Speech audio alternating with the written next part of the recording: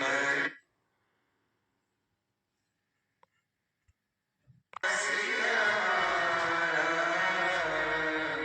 शमशान वासी हमारा, ओ भोला सब दुख काटो तुम्हारा, ओ भोला सब दुख काटो तुम्हारा।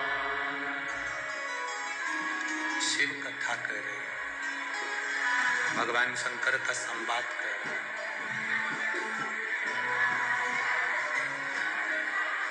राधा जी के चित्त में बातड़ी पड़ी, राधा जी की बुद्धि में बातड़ी पड़ी, मन नहीं लग रहा।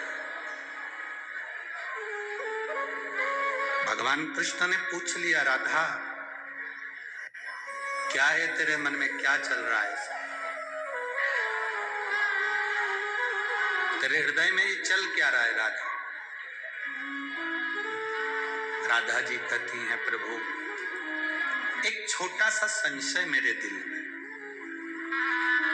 छोटा सा संशय। ए मेरी पंढरपुर की जीजियों और मेरे पंढरपुर के जीजाओं, बहुत सावधानी से सुनना,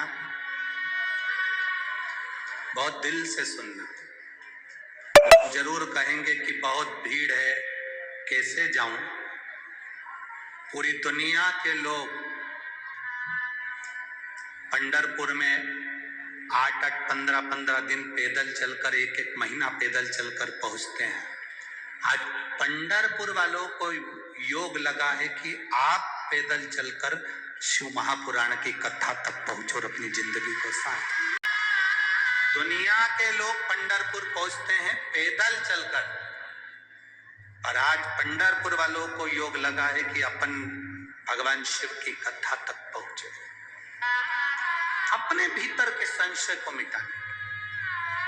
क्या देगा मेरा भोले बाबा, ये तो उसके ऊपर निर्भर है।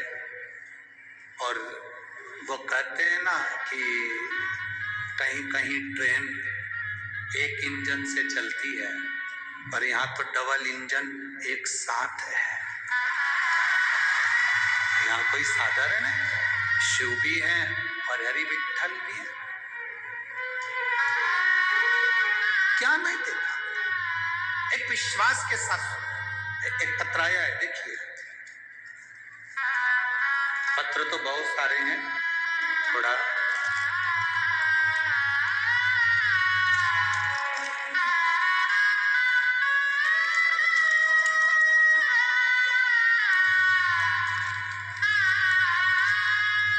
पत्र को आस्था चैनल पर, एलईडी पर, टीवी चैनल पर, अपने मोबाइल पर पत्र को जरूर पढ़ो। जो आप लोग पत्र लिखते हो उसमें आपका एड्रेस लिखते हो, अपना मोबाइल नंबर लिखते हो। पत्र लिखने वाले आप हो, पत्र में लिखावट आपकी है, पढ़ने वाले हम हैं। इसका अंदाजा लगा कर देखिए। पत्र को जरूर पढ़ें। बाबा के चरणों में मेरा प्रणाम। सो स्वाति अनिल गौरव, मैं पंढरपुर से 7 किलोमीटर दूर पर कोर्टी गांव में रहती हूँ। कहीं बैठी हूँ तो हाथ हिला सकती हूँ। सो स्वाति अनिल गौरव, मैं पंढरपुर से 7 किलोमीटर दूर पर कोर्टी गांव में रहती हूँ।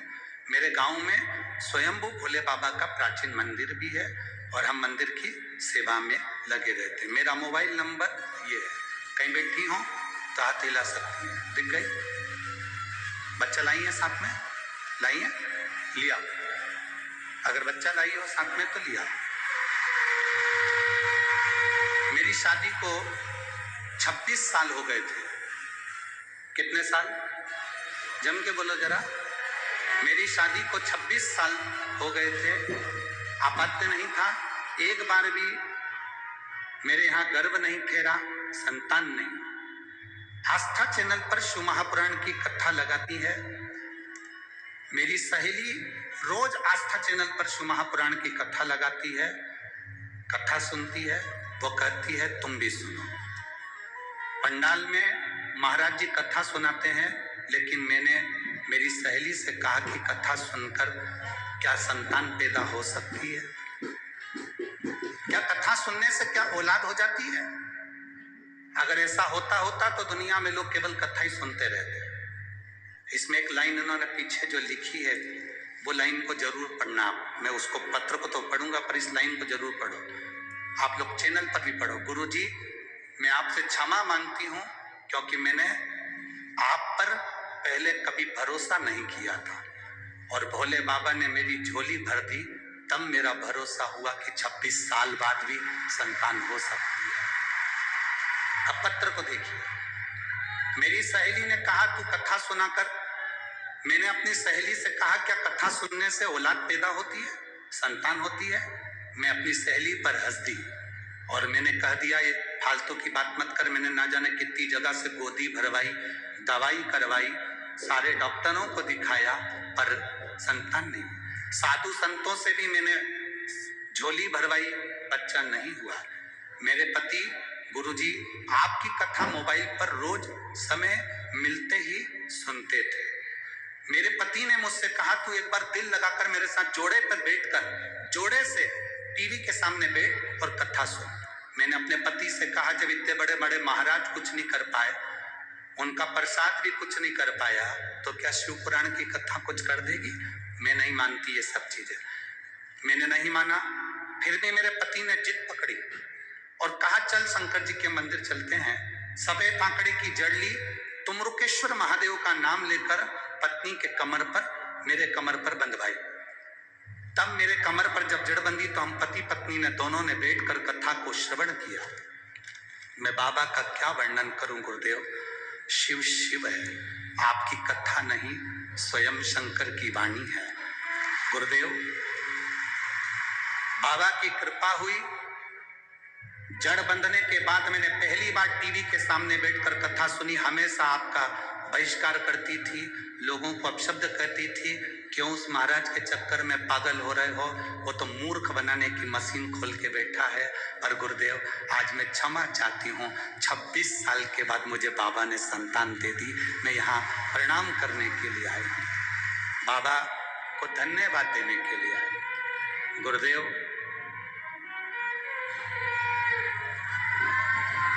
सारे द्वार घूम लिए, पर शिव का द्वार जैसा कोई द्वार नहीं। आज पंढरपुर की भूमि बाबा के आने से धन्य हो गई। मैं प्रणाम करती हूँ। मेरे बच्चे को आशीर्वाद दीजिए। शिव तक और घड़ी, ये बच्चे का फोटो, वो अगर माँ लाई होंगी तो बच्चे को यहाँ पर जरूर लाएंगे, पर टीवी पर उस बच्चे का फोटो भी नहीं। 26 साल के बाद जो दिया वो कम ना दिया। करुणा सागर है शिव, औघड़ी है शिव, दयालु है शिव। आप जिस विश्वास से सुनते हो, आप जिस भरोसे से सुनते हो, मेरा बाबा कभी आपका भरोसा नहीं तोड़ता। हमने पहले भी कहा, हम पर भरोसा मत करो, भरोसा करना है तो मेरे देव अधिदेव महादेव पर भरोसा करो। एक लोटा जल सारी समस्या, शिव को जल चढ़ो, शंकर।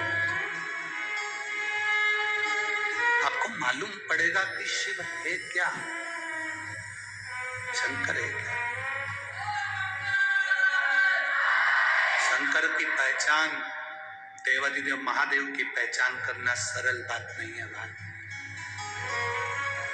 विष का जो प्याला है वो किसी देवता के पास में नहीं भेजा गया। विष का प्याला केवल एक ही के पास भेजा गया था, वो देवाधिदेव महादेव, केवल। और मेरी बहन से निवेदन है, आप तो मेरी जीजी हो, क्योंकि जितने भी कथा सुनने के लिए माताएं आती हैं वो सब मेरी जीजी हैं, और जितने पुरुष आते हैं वो सब मेरे जीजा हैं। मेरी माताएं मेरे पिता के रूप में आप बैठे हो। आप लोग भले, इसमें लिखा कि मैं आपको भी अपशब्द कह देती थी कि ऐसा होता है। आपने कहा कि मैं क्षमा मांगती हूँ। मेरा निवेदन मेरी बहनों से है, भाई से कभी क्षमा नहीं मांगा जाता, भाई को तो केवल आशीर्वाद ही दिया जाता। आप तो शिव भक्ति करो, शंकर का गुणगान करो, शिव का स्मरण करो। बहुत दूर दूर से आते हो आप लोग कथा सुनने के लिए, अपना दिल लगाकर मन लगाकर सुनो। कोई प्रपंच में नहीं, कोई प्रपंच। कहने वाले कहते रहेंगे, अपशब्द कहने वाले अपशब्द कहेंगे, ताना देने वाले देते रहेंगे। जब संत नामदेव जी को नहीं छोड़ा था, संत नामदेव जी को नहीं छोड़ा, जिसने निंदा करी संत नामदेव जी की, नामदेव जी ने उसी को प्रणाम कर लिया कि भैया आपको नमन है, बहुत बहुत साधुवाद। आखिरी में उस निंदा करने वाला संत नामदेव जी को गुरु बना लेता है कि मेरी निंदा करने से भी आपको कोई फर्क नहीं। अच्छा, संत स्वभाव। संत और सागर, संत और सागर में बहुत अंतर है। संत और सागर में बहुत अंतर है। क्या अंतर है संत और सागर में? सागर प्रलय आने के बाद उफान पर आ जाता है। बोलो री जी हो, सही है कि गलत है? सागर, समुद्र, सागर प्रलय आने के बाद उफान पर आ जाता है, बहुत उसकी लहरें उछलने लगती है, बहुत ऊपर जाने लगती है। सागर, समुद्र प्रलय आने पर उछल जाता है, उफान पर आ जाता है। और संत और सागर में एक अंतर है, सागर प्रलय आने पर उफान पर आता है, पर संत कैसी भी विकट परिस्थिति हो कभी उफान पर नहीं आता। संत संत है, साधु साधु है, तपस्वी तपस्वी है, साधक साधक है, उपासक उपासक है, वो संत है।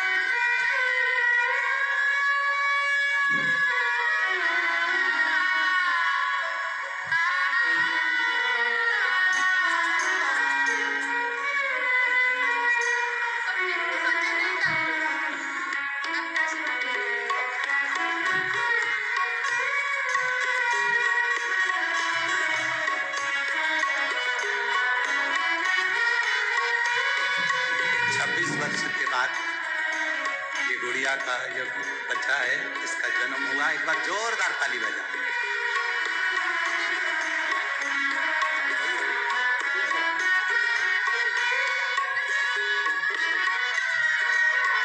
अब तो बाबा ने कृपा कर दी।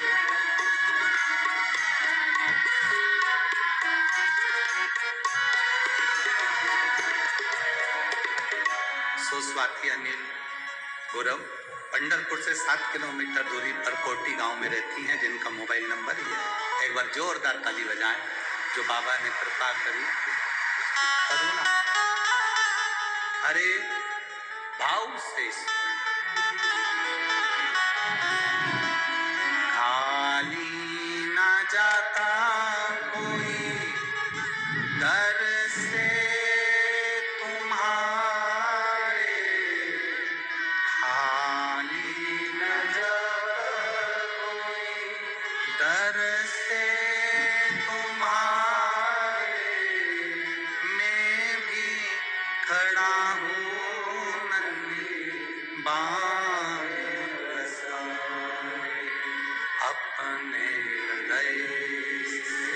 लगा लो गिरा जा रहा उठा लो, भोले अपने दर से अब तो ना टालो, गिरी जा रही उठा लो। शिव से करी भक्ति, राधा जी के मन का संशय।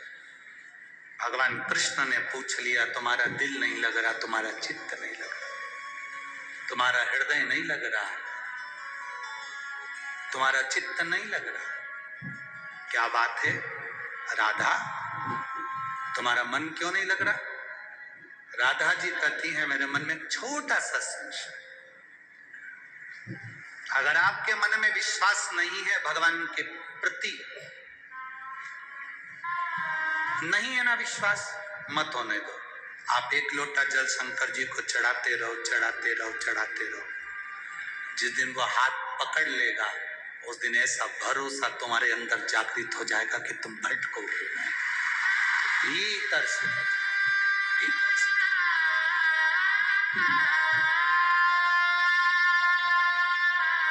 भीतर से जब वो भीतर से पकड़ता है तो जीवन का एक आनंद स्वयं। यहाँ एरंडोल वाले काबरा जी बैठे हैं जो उज्जैन के भी यजमान बने थे और यहाँ पर भी यजमान बने। जब हम इनके यहाँ गए तो इनके बड़े भैया बड़े दिल वाले और बड़े मनमोजी, बोलने में बड़े एक्सपर्ट, बड़े आनंद। वो हमारे बाजू में बैठ कर बोले, गुरु जी ये मेरा छोटा भाई है ना, ये किसी को मानता ही नहीं था।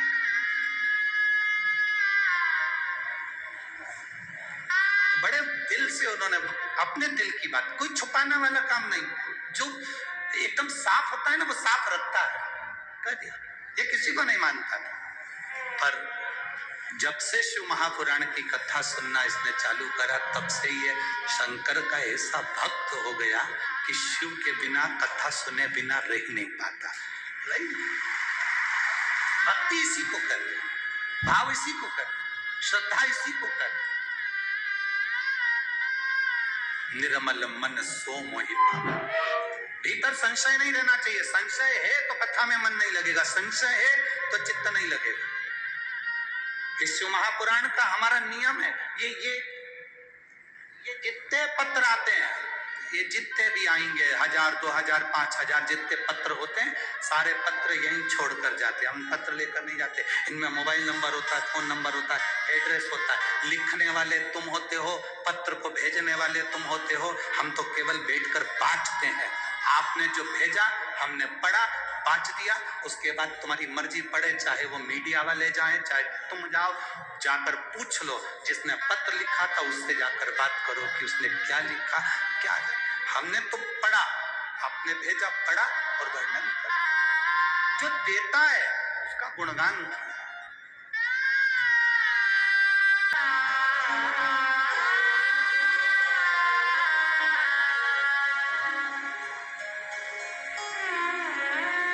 आग लगे बस्ती में, अपन रहो मस्ती में। राधा जी के चित्त की बात भगवान कृष्ण समझ गए थे और भगवान कृष्ण ने कह दिया, राधा तेरा दिल नहीं लग रहा, संशय तेरे मन में? हाँ, क्या संशय है? जिस गंगा में पापियों के पाप धुल जाते हैं वो गंगा मैया चंद्रभागा के तट पर झाड़ू लगा रही है, बुआरी लगा रही है। संशय है मेरे मन में संशय है। ओ, इतनी सी बात, इतनी छोटी सी बात राधा, जाओ तुम, ये बात अगर करना है तो चंद्रभागा नदी से जाकर बात करिए। जाओ पृथ्वी पर, राधा गौलोक धाम से चंद्रभागा के तट पर है।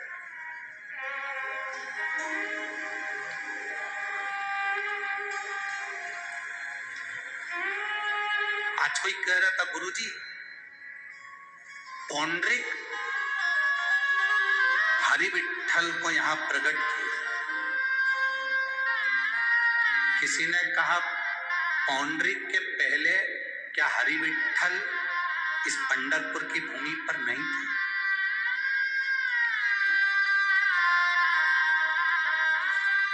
कोई कह रहा था आज कि गुरुजी पौंड्रिक तो अभी इसी समय कलिकाल के समय की बात होगी, अब कितने समय की बात होगी, उस समय पर हरि विठल को प्रकट किया। हरि विठल आए उनके दरवाजे पर, उन्हें ईंट फेंकी, उस पर खड़े हुए। ये सब कथा आपने सुनी। क्या इससे पहले हरि विठल क्या पंढरपुर में नहीं थे, चंद्रभागा के तट पर नहीं थे? आप लोगों से निवेदन करना चाहेंगे, पुराण की रचना कब हुई? श्री वेद व्यास जी ने पुराण की रचना की। सारी पुराण, सारे शास्त्र, सब कुछ वेद व्यास जी ने रचना करे। जब वेद व्यास जी ने पुराण की रचना करी तो सबसे पहली पुराण स्कंद पुराण की रचना करी। उस स्कंद पुराण में चंद्रभागा पंढरपुर का वर्णन श्री वेद व्यास जी ने उस समय कर दिया था कि उस समय पर भी हरि विठ्ठल इस भूमि पर थे और इस भूमि पर रहे। बस उनका प्रागट्य, उनका सामने आना, दर्शन देना, ये बार बार होता रहा। जैसे संत नामदेव जी को 27 बार हरि विठ्ठल ने दर्शन दिए, 27 बार हरि विठ्ठल ने दर्शन दिया और 28 बार तो बात करने के लिए हरि विठ्ठल संत नामदेव जी के सामने आ गए थे।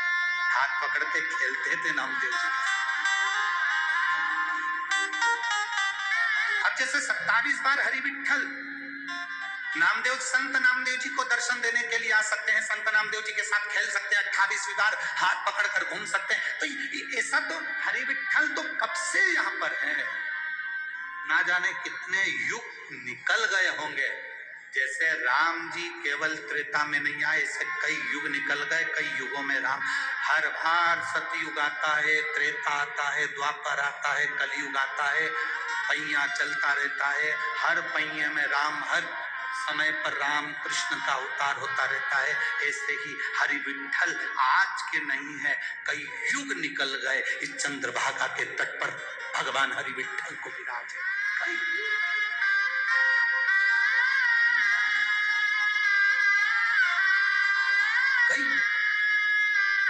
जाओ राधा, स्कंद पुराण का ये चरित्र है। आप लोग जरा, अगर आप लोगों के मन में संशय हो कि गुरुजी ने कहां से सुनाया, तो एक बार स्कंद पुराण गीता प्रेस गोरखपुर की लेना और स्कंद पुराण को उठाकर उसमें चंद्रभागा नदी का वर्णन, चंद्रभागा तट का वर्णन, पंढरपुर का वर्णन पढ़िएगा। हिंदी की ले लेना, हिंदी की पढ़ सकते हो, तो मराठी की पढ़ो तो मराठी की पढ़ो। लिखा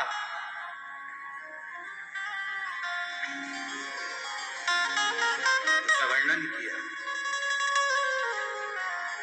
गोलोक धाम से राधा जी को चंद्रभागा नदी के तट पर भगवान कृष्ण ने भेज दिया। जाओ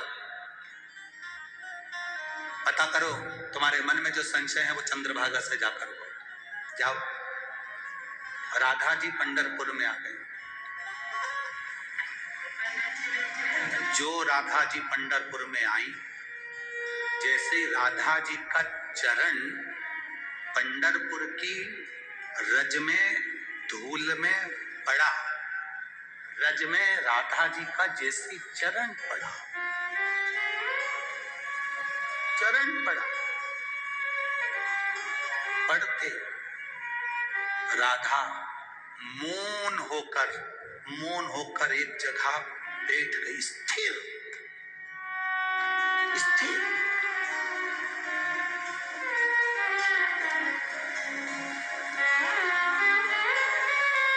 चंद्रभागा जी का काम क्या है? क्यों हरि विठ्ठल के चरणारविंद में चंद्रभागा नदी है? चंद्रभागा जी का काम क्या है?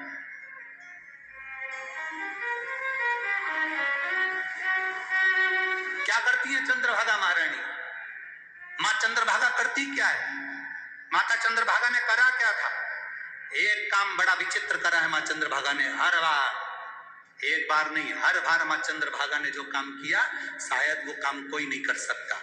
जब पौंडलिक अपने माता पिता से, पौंडलिक, जब आप लोग कथा का स्मरण, आप लोग तो सब पंढरपुर के रहने वाले हो, हमसे ज्यादा ज्ञानी तो आप लोग हो, आप लोगों ने कथा सुनी होगी। पौंडलिक जब माता पिता को घर में छोड़कर काशी जाने लगा, पौंडलिक जब काशी जाने लगे तो काशी में जाते जाते पौंडलिक का ध्यान गया, जाना था इधर, पहुंच गए दक्षिण में। वहां कुकुट स्वामी बैठे हुए थे, उनके पास में पहुंचकर वहां जाकर उनके मन में संशय उत्पन्न हो गया। उन्होंने वहां जाकर कहा कि महाराज जी, मेरे मन में एक संशय है। क्या संशय है? मैं आपके आश्रम में पहुंच गया, मुझे जाना काशी में था। पृथ्वी पर मोक्ष का सरल उपाय क्या है? स्वामी जी ने कह दिया, भगवान हरि की भक्ति, सरल उपाय। काशी से वापिस आए पंडित, भगवान नारायण की भक्ति में, भगवान कृष्ण की भक्ति में इतने डूब गए, इतने डूब गए, इतने डूब गए, इतने डूब गए कि माता पिता का सम्मान करना भी भूलकर, माता पिता का आदर करना भी भूल गए। कई लोग इस कथा को भी सुन रहे होंगे आस्था चैनल पर, फेसबुक, यूट्यूब पर और इस पंडाल। आप लोग माला पकड़कर बैठ जाते हो या भगवान की पूजन करने बैठ जाते हो तो ये सोचते हो कि मुझे किसी से कोई मतलब नहीं है। माँ कुछ कह रही है, कोई मतलब नहीं है। पिताजी ने कुछ कहा, कोई मतलब नहीं। कभी कभी इतना अपमान हम अपनी वाणी से कर देते हैं कि बाद में हमको भी पछतावा होगा। अपने आप में हम भगवान की भक्ति कर रहे हैं, हमें लग रहा है कि हम भगवान की भक्ति कर रहे हैं।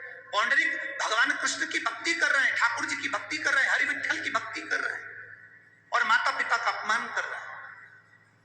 माँ कह रही है ये काम कर ले, नहीं करना। पिता ने कहा ये कर ले, नहीं करना। अपमान कर दिया माता पिता का, शब्दों के शब्द बाण चला दिए। माता पिता को लगा ये इसकी अवस्था के अनुसार हो सकता है ढल रहा है, इसका ब्याह कर दो, शादी कर दी। शादी करने के बाद भी पौंडरिक और ज्यादा उच्छिष्ट हो गया। बस उसे तो भक्ति करना, उसे तो भजन करना।